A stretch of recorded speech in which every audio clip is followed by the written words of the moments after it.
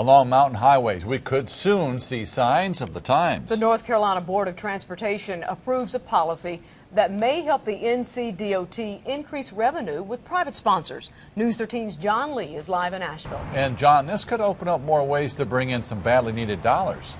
That's right. The DOT says more sponsorship could help fund other transportation needs across the state.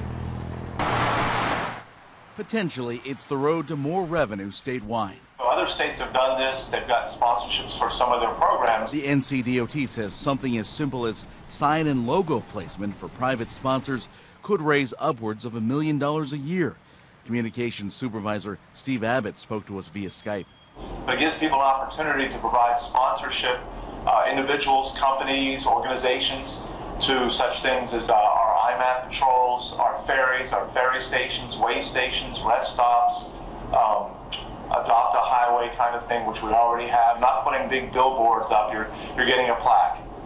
Say you want to say WLOS wanted to sponsor a rest area near there, there'd be a plaque. But some are leery of a NASCAR-like scenario with logos all over state vehicles and facilities. As far as the number of signs and the way they're positioned, you'd have to have, I think, very high standards. Abbott says in some states, vehicles like these are sponsored by insurance companies with small logos right next to the state's decals.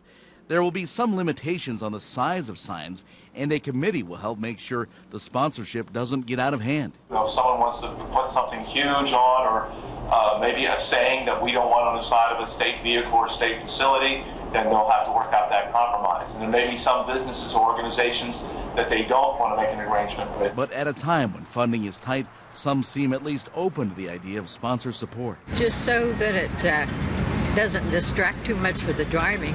I don't think you can go too far nowadays. Everything's so hard to come up with money. And Abbott says at this point it is really hard to guess just how much more sponsorship could bring in, but at this point he's hoping for hundreds of thousands, perhaps up to $1 million. Reporting here in Asheville, John Lee, News 13.